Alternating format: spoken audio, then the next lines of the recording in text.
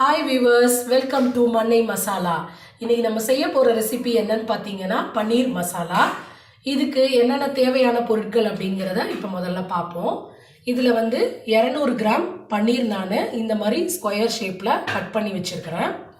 1 cup பெரிய வெங்காயம் பொடி பொடியாக கட் பண்ணி வச்சுருக்கிறேன். 5 தக்காளி இது வேக வச்சு தோலை உரித்து எடுத்து வச்சுருக்கிறேன். இதை நல்லா மிக்சியில் போட்டு ஃபைன் பேஸ்ட்டாக நம்ம அரைச்சி எடுத்துக்கணும்.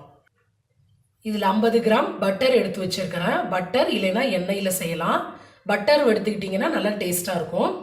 தாளிக்கிறதுக்கு பார்த்தீங்கன்னா 1 இலை, 2 பட்டை, 3 ஏலக்காய், கொஞ்சம் சின்ன ஸ்பூனில் ஜீரகம் எடுத்து வச்சுருக்கிறேன். 4-5 பல்லு பூண்டு, ஒரு சின்ன துண்டு இஞ்சி பொடியாக கட் பண்ணி வச்சுருக்கிறேன். இது பொடி பொடியாக கட் பண்ணி வச்சுருக்கிறேன். வாசனைக்கு கடைசியில் சேர்க்குறதுக்கு இது காஞ்ச வெந்தயக்கீரை இலை, கஸ்தூரி மேத்தி அப்படின்னு கடையில் கிடைக்கும், வாங்கிக்கோங்க. இது 1 டேபிள் ஸ்பூன் காஷ்மீரி சில்லி, நல்லா கலர் கொடுக்கும். அது காரம் கம்மியாக தான் இருக்கும். 1 டேபிள் ஸ்பூன் இது. 1/2 டேபிள் ஸ்பூன் இது தனியாத்தூள். இது 1 டீஸ்பூன் கரம் மசாலா பொடி. இது 1/4 டீஸ்பூன் ஜீரா பொடி. உப்பு தேவையான அளவு. ஒரு கடாய் வச்சுக்கோங்க. கடாயில் நீங்கள் பட்டர் இப்போ போடணும். ஃபஸ்ட்டு பட்டர் நல்லா மெல்ட் ஆகட்டும். பட்டர் மெல்ட் ஆயிடுச்சு. இப்போ நம்ம எடுத்து வச்சுருக்க இலை, 3 ஏலக்காய், 2 பட்டை, நம்ம எடுத்து வச்சுருக்க ஜீரகம்,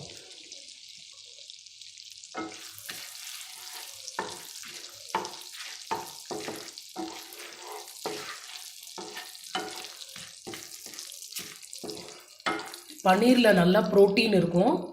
அதனால் குழந்தைங்களுக்கு இது செஞ்சு கொடுக்கலாம். எல்லாம் பட்டர் நல்ல பொருள் தான் யூஸ் பண்ணுறோம்.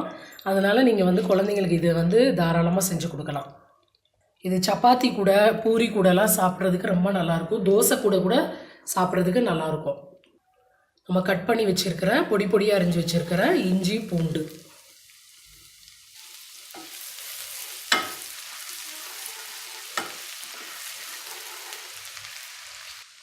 நம்ம கட் பண்ணி வச்சுருக்கிற வெங்காயத்தை போட போகிறோம்.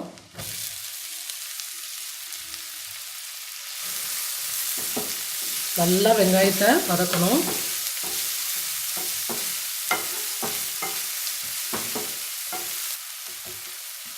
உங்களுக்கு கிரேவி அதிகமாக வேணும்னா வெங்காயமும் தக்காளியும் இன்னும் கூடுதலாக சேர்த்துக்கலாம்.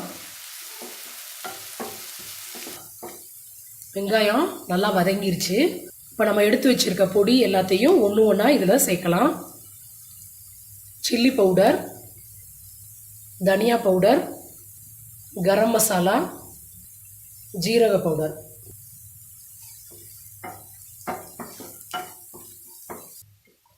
இந்த பச்சை வாசனை போகிற வரைக்கும் இந்த தூள் எல்லாத்தையும் நல்லா வதக்கிக்கணும். பட்டரெல்லாம் நல்லா மேலே வருது பாருங்கள். இந்த நேரத்தில் நம்ம அரைச்சி வச்சுருக்கிற இந்த தக்காளி பேஸ்ட்டை இதில் ஆட் பண்ணணும்.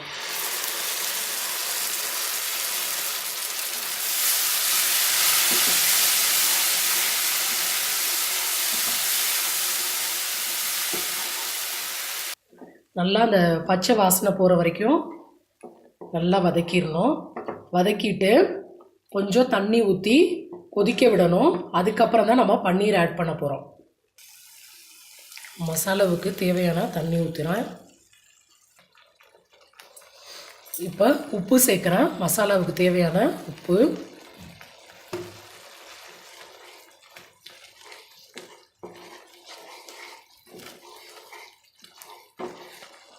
நம்ம எடுத்து வச்சுருக்கிற வெந்தயக்கீரை இலைகள், அதை இது மாதிரி க்ரஷ் பண்ணிவிட்டு இப்படி போடணும். இந்த மாதிரி கையில் வச்சு இப்படி தேய்ச்சோன்னா இது மாதிரி வரும். இந்த மாதிரி போடணும். அது மாதிரி இந்த மாதிரி கையில் வச்சு தேய்ச்சி போட்டால் தான் நல்லா பவுடராக அதில் விழுகும். அதுக்காக தான் அப்படி போடுறோம்.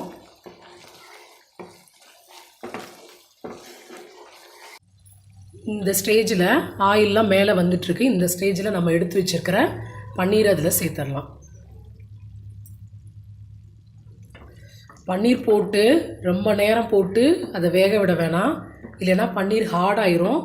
கொஞ்சம் நேரம் போட்டு அது கொஞ்சம் கிரேவி இதானோடனே நம்ம ஆஃப் பண்ணிடலாம். இப்போ நம்ம பன்னீர் போட்டு நல்லா கிளறி விட்டு நல்லா மசாலாவோட அது நல்லா சேர்ந்துருச்சு. இப்போ 5 to 6 மினிட்ஸ் ஆயிடுச்சு. இந்த ஸ்டேஜில் நம்ம மல்லி இலை தூவி ஆஃப் பண்ணிடலாம். நம்மளோட சுவையான பன்னீர் மசாலா ரெடி. இதை உங்கள் வீட்டில் செஞ்சு பாருங்கள். செஞ்சு பார்த்துட்டு லைக் பண்ணுங்கள், ஷேர் பண்ணுங்கள், சப்ஸ்கிரைப் பண்ணுங்கள், மறக்காமல் கமெண்ட் பண்ணுங்கள். தேங்க்யூ.